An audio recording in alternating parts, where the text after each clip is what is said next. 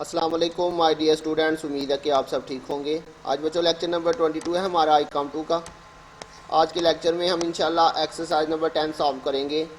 कह रहा from the following receipt and payment account of Haroon club prepare income and expenditure account for the year ended 31 December 2009। तो जी बच्चों, इसमें भी सिर्फ उसने इनकम एंड एक्सपेंडिचर अकाउंट पूछा हुआ है। नाम इसके अंदर गिवन है, तो सबसे पहले इसका हम यहाँ पे ऊपर हेडिंग में नाम लिखेंगे, Haroon club income and expenditure account. Date उसने हमें मेंशन की हुई है 31 दिसंबर 2009। ठीक हो गया बच्चों, डेट वही है। तो अब इसके अंदर बच्चों हमने कौन कौन सी चीज़ें नहीं लिखनी। सबसे पहले तो मैंने बताया था ओपनिंग स्टॉक और क्लोजिंग स्टॉक, ये दो चीज़ें हमने जो है वो इनकम एंड एक्सपेंडिचर में नहीं लिखनी होती।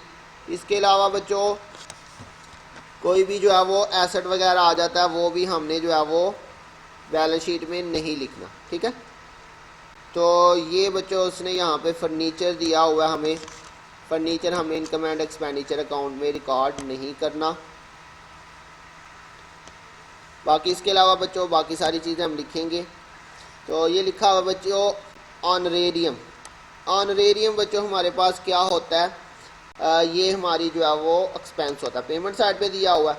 ऑनरेरियम क्या होता है बच्चों, कोई जो है वो गेस्ट आता है तो वो आके कोई लेक्चर वगैरह डिलीवर कर देता है। ठीक है, तो उसके बदले हम उसको कोई फ़ीस वगैरह पे कर देती हैं। ठीक है, हमारा कोई क्लब है, वहाँ पे कोई आता है विजिटिंग के तौर पे, वहाँ पे वो कोई लेक्चर वगैरह देता है या कोई वो प्रैक्टिस करवाता है स्टूडेंट्स को, तो बच्चों उसको हम जो है वो कोई पेमेंट वगैरह कर देते हैं। उसकी कोई फिक्स पेमेंट तो नहीं होती, तो हम जो है उसको कोई अमाउंट पे कर देते हैं, उसको हम कहते हैं ऑनरेरियम। तो ये हमारा पेमेंट साइड पे, ये हमारा एक्सपेंडिचर है। ठीक है, एडजस्टमेंट्स पढ़ लेते हैं। सब्सक्रिप्शन रिसीव्ड इन एडवांस, और इसी तरह से रिसीवेबल ईयर 2009, वेजेस और डोनेशन। जी बच्चों, ऑनरेरियम से रिलेटेड कोई एडजस्टमेंट नहीं, ये बिल्कुल सिंपली हमारे पास एक्सपेंस में आ जाएगा।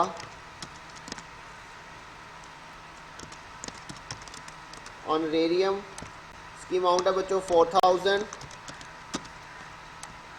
इसके बाद वेजेस। जी बच्चों, वेजेस पेबल हमारे पास है, पेबल आउटस्टैंडिंग का ही नाम है, तो आउटस्टैंडिंग पेबल को हमने प्लस करना होता है। तो वेजेस 2000 है।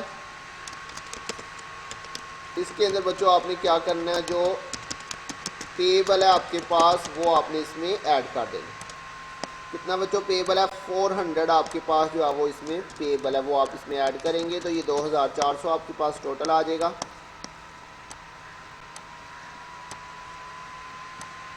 उसके बाद बच्चों नेक्स्ट आपके पास सैलरी 6000, 6000 बच्चों आपके पास सैलरीज आ जाएंगी। न्यूज़पेपर 2400,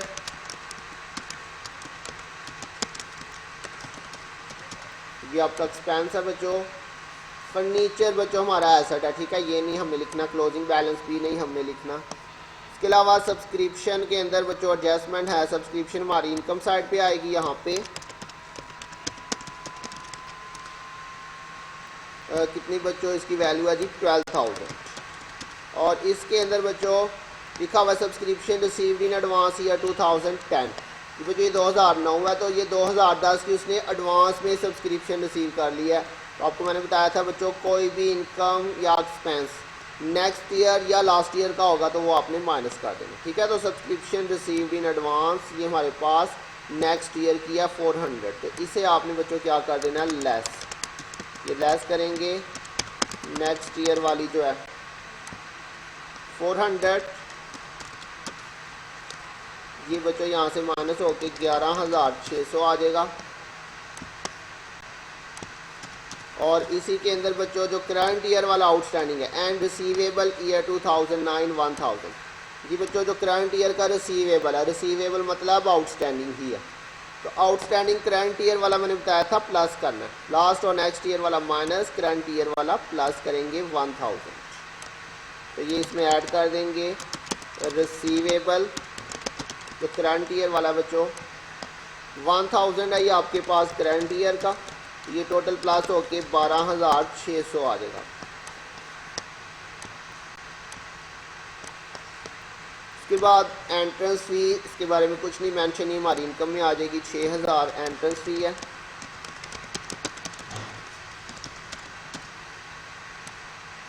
उसके बाद बच्चों डोनेशन के बारे में उसने हमें बताया हुआ है 1/3 of donation is to be capitalized. जी बच्चों आपने 1/3 जो है वो कैपिटलाइज मैंने बताया था, जो कैपिटलाइज होगा वो आपने बैलेंस शीट में लिखना होता है, यहाँ पे नहीं लिखना। इसका मतलब 1/3 तो आपने बैलेंस शीट में लिखना है, तो जो बाकी बचेगा बच्चों वो आपने यहाँ पे इनकम में लिख देना। ठीक है, तो 1/3 यहाँ पे कैलकुलेट कर लेते हैं। 1/3 ऑफ डोनेशन कितना बनता है? 1/3 ऑफ डोनेशन, डोनेशन की वैल्यू कितनी है टोटल बच्चों? 12,000। इसका आपने 1/3 लेना है, 12,000 मल्टीप्लाई बाई 1/3 कितना आ जाएगा बच्चों? 4,000।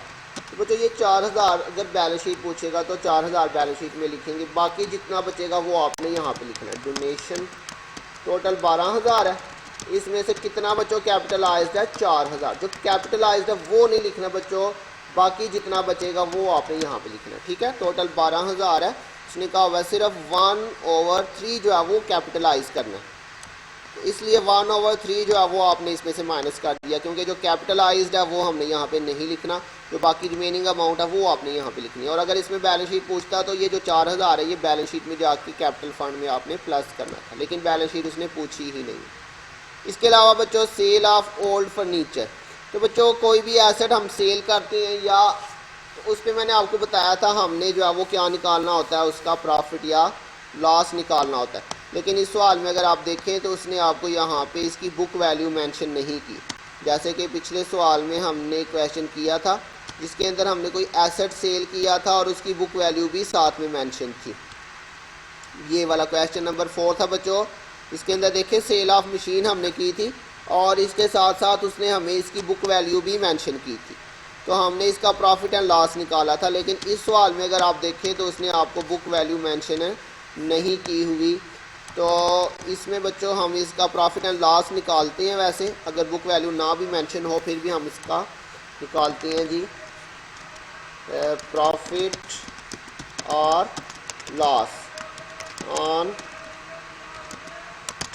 Cell of furniture. तो बच्चों देखिए जी इसकी हमारे पास सेल प्राइस कितनी है? सेल प्राइस उसने हमें बताई है 4,000 और बुक वैल्यू बच्चों इसमें से उसने हमें नहीं दी हुई, मतलब बुक वैल्यू जो है वो कितनी है? 0। बुक वैल्यू हमारे पास कितनी है? 0। तो कितना बच्चों डिफरेंस आ जाएगा? 4,000 ही डिफरेंस आ जाएगा, तो ये हमारे पास सारे का सारा ही प्रॉफिट हो जाएगा। ठीक है, profit on sale of furniture.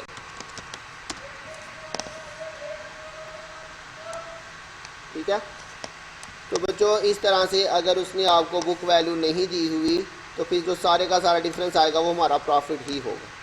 अगर इसकी बुक वैल्यू मेंशन होती तो वो माइनस करते हैं, उसके बाद जो डिफरेंस आता मैंने बताया था अगर प्लस में आए तो वो प्रॉफिट होता है, माइनस में आए तो लॉस होता है। तो ये देखिए ये सारा प्लस में ही आएगा ना, 4,000 में से 0 माइनस करे तो 4,000 का 4,000 प्लस में आएगा और प्लस में आएगा तो ये हमारा प्रॉफिट होगा। इस साइड पे लिखेंगे बच्चों, मैंने बताया था profit on sale of furniture. ठीक है, कितना बच्चों प्रॉफिट आ गया जी? 4,000 हमारे पास प्रॉफिट आ गया। अब टोटल करते हैं दोनों साइड का, देखते हैं कौन सी साइड बड़ी आती है हमारे पास। ये क्रेडिट साइड है और डेबिट साइड के ऊपर ये हमारे पास आ रहा है 4,000, 2,400, 6,000, 2,400 और 8,000। तो जी बच्चों डेबिट साइड जो है ना वो इसके अंदर बड़ी आ रही है, तो इसलिए दोनों साइड पे हम ये वाला टोटल लिखेंगे जो डेबिट साइड का टोटल आया हमारे पास। इस सवाल में डेबिट साइड जो है वो बड़ी आ रही है, इन दोनों का डिफरेंस लेंगे। तो जो आपने डिफरेंस जो है वो माइनस के साथ नहीं लिखना, मैंने बताया था। अगर इसमें कौन सी साइड छोटी आ रही है? क्रेडिट साइड, तो ये क्रेडिट साइड है बच्चों, यहाँ पे डिफरेंस आ जाएगा। और यहाँ पे मैंने आपको बताया था अगर डिफरेंस आए तो हम उसे क्या लिखेंगे? डेफिसिट। ठीक है बच्चों, इस साइड पे डिफरेंस आएगा तो सरप्लस लिखेंगे, यहाँ पे डिफरेंस आएगा तो हम उसे डेफिसिट लिख देंगे। तो ये था हमारा बच्चों आज का क्वेश्चन, उम्मीद आपको समझ आ गई होगी। अगर किसी पॉइंट की समझ नहीं आई बच्चों तो पूछ सकते हैं आप लोग। अपना ध्यान रखिएगा, इंशाल्लाह बहुत जल्द मिलेंगे नेक्स्ट लेक्चर के साथ। तब तक के लिए अल्लाह हाफिज़।